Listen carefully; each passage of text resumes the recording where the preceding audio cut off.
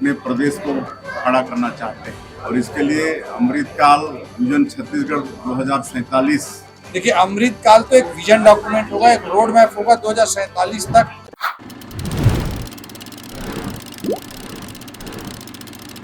छत्तीसगढ़ राज्य नीति आयोग द्वारा Chhattisgarh vision document 2047 तैयार करने के संबंध में आज स्थानीय न्यूज सर्किट हाउस में संवाद कार्यक्रम का शुभारंभ वित्त मंत्री श्री ओपी चौधरी द्वारा किया गया। छत्तीसगढ़ को देश में कृषि एवं प्रसंस्कृत सुपरफूड का पावर हाउस बनाने आज कृषकों ने कृषि और खाद्य प्रसंस्करण, बागवानी फसलों, कृषि के क्षेत्र में बुनियादी ढांचे में सुधार सहित अनेक मुद्दों पर अपना सुझाव दिए। बैठक में कृषि से संबंधित लक्ष्य, चुनौतियां एवं सामर्थ्य विषय पर विस्तार से मंथन किया। इस संवाद में युवा, कृषक, महिला व प्रबुद्ध जनों ने परिचर्चा में भाग लिया और विकसित भारत, विकसित छत्तीसगढ़ के संबंध में अपनी परिकल्पनाओं के संबंध में अपने विचार व्यक्त किया। वित्त मंत्री श्री ओपी चौधरी ने कार्यक्रम में आए युवा, कृषक, महिला एवं प्रबुद्ध जनों का अभिनंदन करते हुए कहा कि आप सभी अपने क्षेत्र के प्रतिष्ठित लोग हैं। देश और राज्य को ऊंचाई तक पहुंचाने में आपके विचार प्रभावी योगदान दे सकते हैं।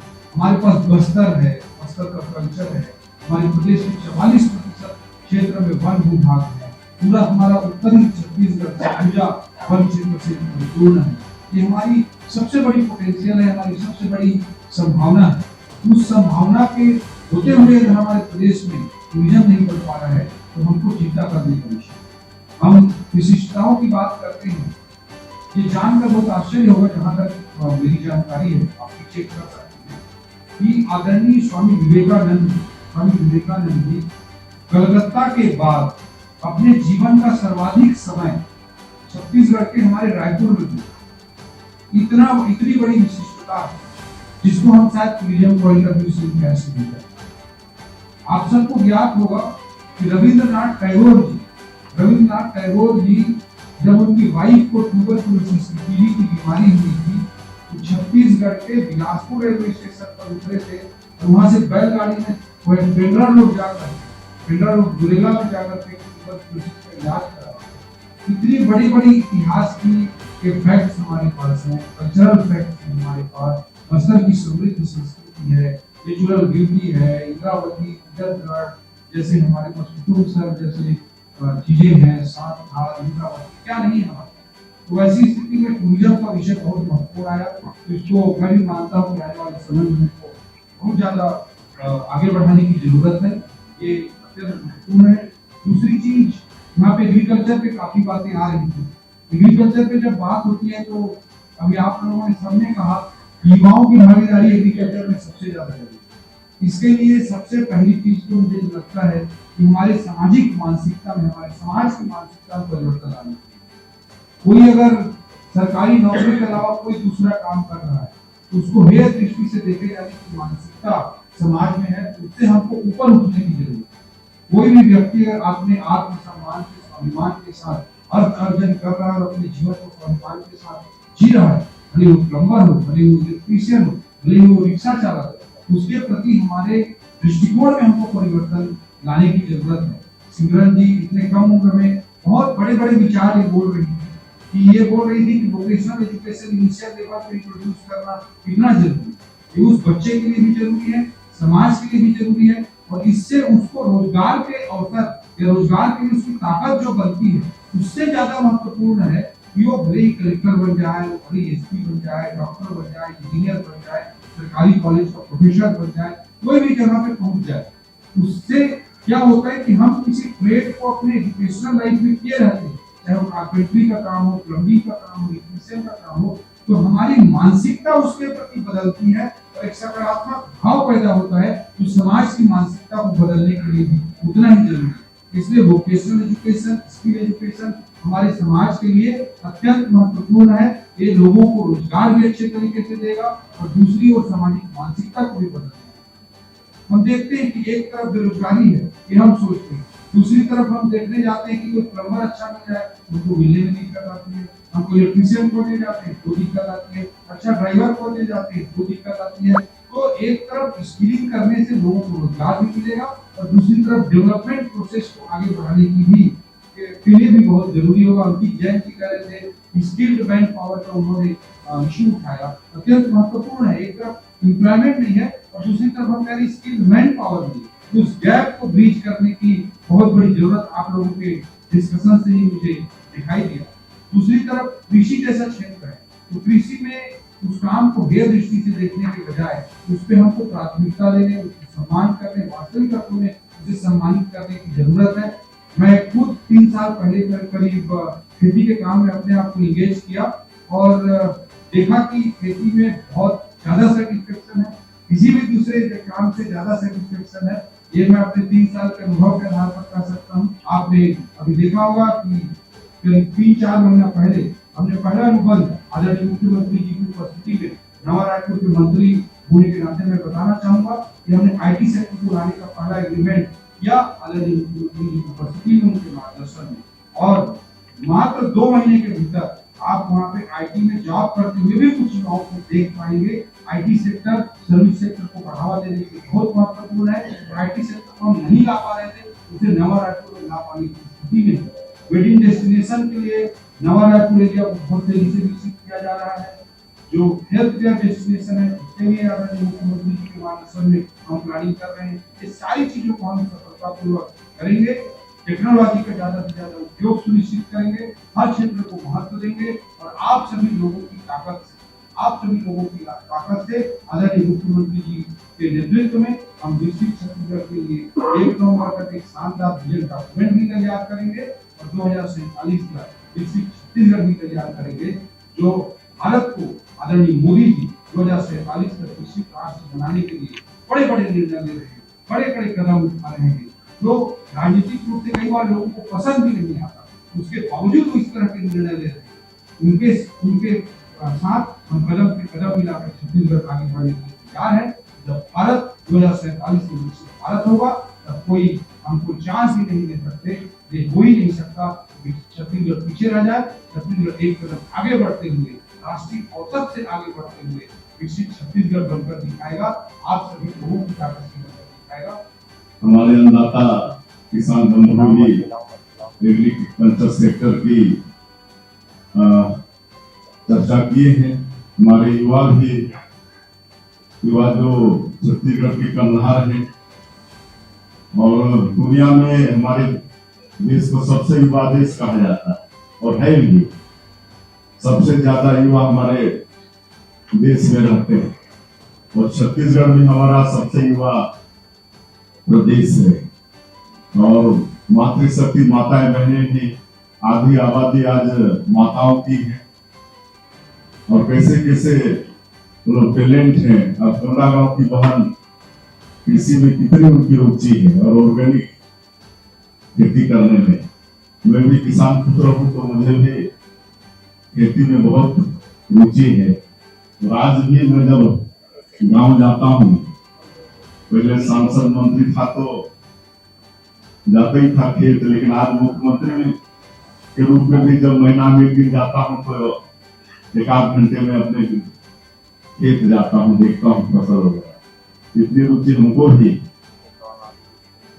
और बड़ा विस्तार से चर्चा आप लोगों ने किया है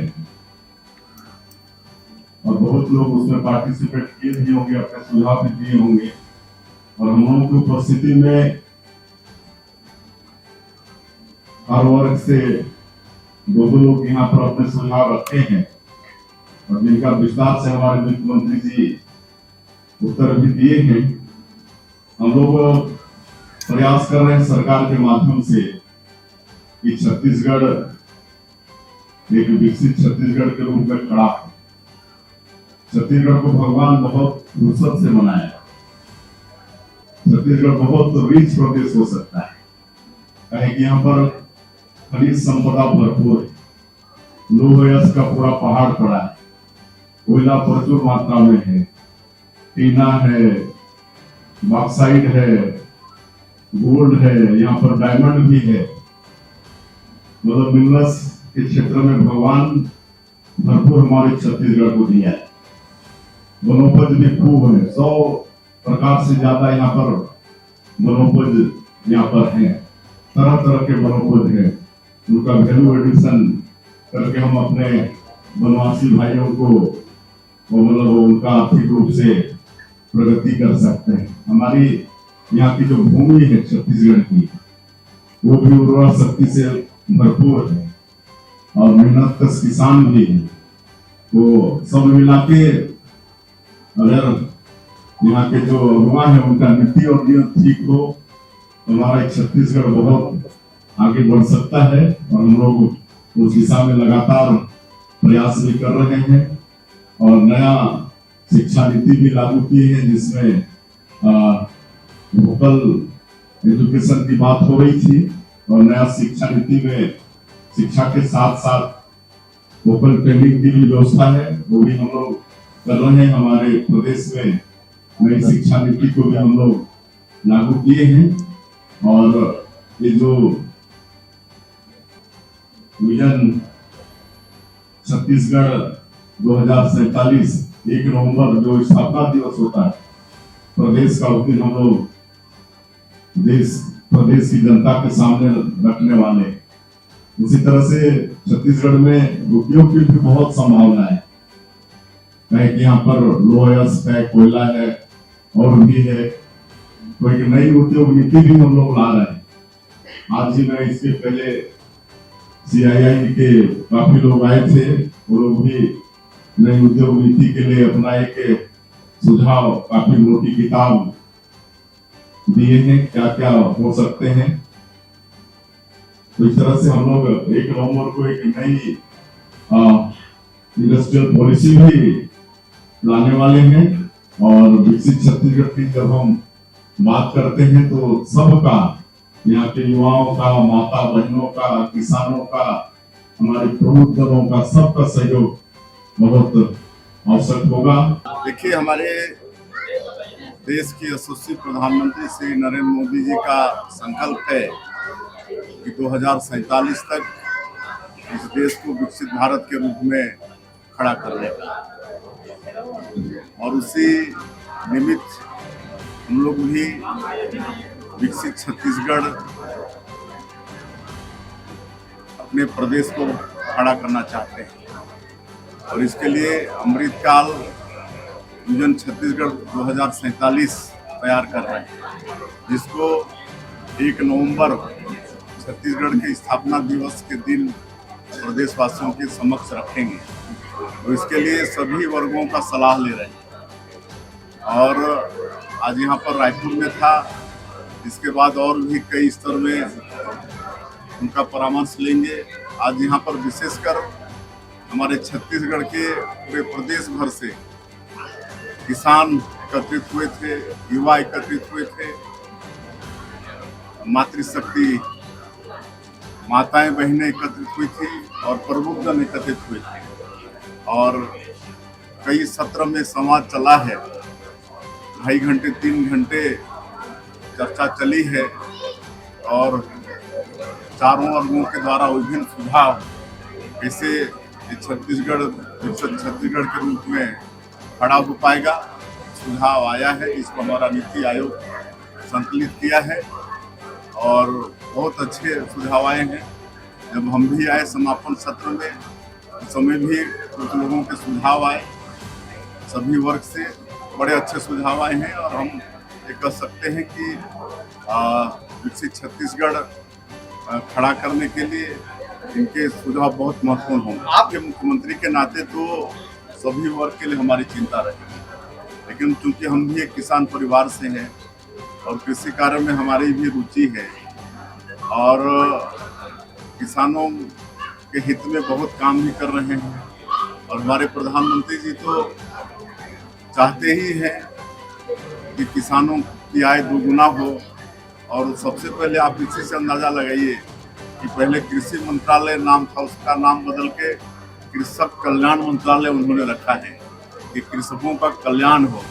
और कई तरह के प्रधानमंत्री सिंचाई योजना से लेकर फसल बीमा योजना और भी कई तरह के रिफॉर्म किसानों के हित में भारत सरकार के द्वारा लाए जा रहे हैं। और हम लोग छत्तीसगढ़ में भी किसानों के खेत में पानी पहुंचे, उनको समय पर खाद बीज मिले, ये सब चिंता कर रहे हैं। युवाओं के लिए भी स्किल पर बहुत ज़्यादा जोर दिया जा रहा है और आप लोगों को मालूम होगा कि भारत सरकार में भी अलग से स्किल डेवलपमेंट मिनिस्ट्री का भी गठन हुआ है और यहाँ भी हम लोग छत्तीसगढ़ में जब हम लोग सरकार में थे तो जगह जगह हर जिले में लाइवलीहुड कॉलेज खोले, ITI को प्राथमिकता दिए और लोगों को मतलब स्किल करके, हमारे युवा लोगों को स्किल करके उनको रोजगार से जोड़ने का काम हमारी सरकार कर रही है। चुनाव के दौरान, विधानसभा चुनाव के दौरान प्रधानमंत्री जी भी छत्तीसगढ़ की जनता से वादा किए थे कि छत्तीसगढ़ में भारतीय जनता पार्टी की सरकार बनेगी और यहाँ के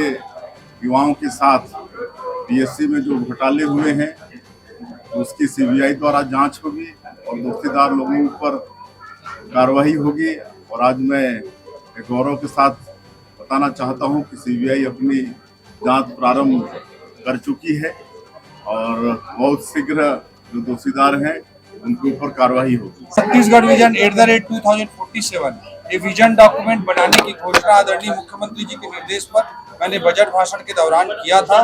भारत को अमृत काल में, आजादी के जब 100 वर्ष पूर्ण होंगे 2047 में, तो विकसित भारत बनाने की रोड मैप को तैयार करके आदरणीय नरेंद्र मोदी जी तेजी से आगे बढ़ रहे हैं। ऐसी स्थिति में छत्तीसगढ़ को हम विकसित छत्तीसगढ़ कैसे बनाए, इसके लिए एक road map, clear road map आने वाले दशकों के लिए तैयार करने के लिए हमने कमिटमेंट किया हुआ है और इसकी प्रक्रिया बहुत तेजी से चल रही है। इस पे जनता जनार्दन की भी भागीदारी, कृषक हो, युवा हो, नारी शक्ति हो, प्रबुद्ध जन हो, व्यापार करने वाले हो, मजदूर हो, वनवासी भाई हो, आदिवासी समाज के भाई हो, सभी लोगों को हमने सम्मिलित करने का पूरा प्रयास किया है और सभी के सहभागिता से यह सुनिश्चित होगा।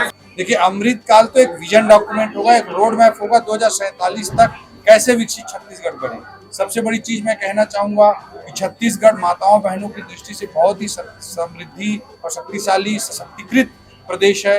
यहाँ के आदिवासी समाज के कल्चर में भी सेक्स रेशियो, जो लिंगानुपात है, वो 1000 से ऊपर है। ऐसी स्थिति में ये छत्तीसगढ़ के एक अलग सशक्तिकृत स्थिति को बताता है। छत्तीसगढ़ के पंचायती राज एक्ट में भी 50% से अधिक का 50% का आरक्षण है। जो हमारी सरकार है वो महतारी वंदन योजना के अंतर्गत 70 लाख से अधिक माताओं बहनों को लाभान्वित कर रही है और बहुत जो हमारी सरकार ने रेडी टू ईट के काम को स्व सहायता समूहों को देने का भी अपने हमारा जो संकल्प पत्र है उस पर घोषणा किया हुआ है। तो लखपति दीदी बनाना, ड्रोन दीदी बनाना, इन सब पर बहुत तेजी से काम हो रहा है। हमारी सरकार ने भी निर्णय लिया है कि महतारी सदन का निर्माण करके नारी सशक्तिकरण को प्रोत्साहित किया जाएगा। ये सभी पैमानों पर काम कर रही है क्योंकि समाज का आधा हिस्सा विकास में तेजी से आगे बढ़ सके, इसके लिए सरकार विष्णुदेव साय जी के नेतृत्व में समर्पित है। तो युवा आबादी है वो भारत की 65% आबादी 35 वर्ष से कम आयु वर्ग के युवा साथियों की। भारत विकसित राष्ट्र बन पाएगा कि नहीं, ये युवाओं के सशक्तिकरण पर निर्भर करता है। युवा को अगर हम सही तरीके से एजुकेशन दे पाए, उनको स्किल्ड कर पाए, उनको राष्ट्रीय और अंतर्राष्ट्रीय स्तर पर काम करने लायक बना पाए, तो भारत निश्चित रूप से सुपर पावर बन पाएगा। इस दृष्टिकोण से 2047 तक युवाओं के लिए आवश्यक नीतियां आदरणीय मुख्यमंत्री जी के नेतृत्व में तैयार की। हर तरह की चीजें, एजुकेशन, स्किल, उनका चाहूँ और उनका टैलेंट में उनको इवॉल्व कर सके अपने आप को और राष्ट्रीय अंतर्राष्ट्रीय स्तर पर वो अपने आप को स्थापित कर सके, इस तरह की स्किल सेट्स प्रदान करना सरकार की प्राथमिकता है। पूर्व में हम लोग बहुत तेजी से प्रयास कर रहे हैं कि IT सेक्टर की शुरुआत हो सके। इसके लिए बहुत समर्पण के साथ काम चल रहा है और मैं पूर्णतः विश्वस्त हूँ कि आने वाले चंद महीनों में ही काम दिखने लग जाएगा और युवा भाई बहनों को जो बहुप्रतीक्षित कई दशकों से डिमांड थी कि IT सेक्टर आना चाहिए, उसमें भी हम शायद सफल हो पाएंगे। हम पूरा प्रयास करेंगे। संगठन मुठभेड़ चल रही है, सत्ता के साथ तालमेल की कमी है, आरोप लगा रही है। कांग्रेस को आरोप लगाने के अलावा कोई काम रह नहीं गया है। कांग्रेस एक डूबती नाव है।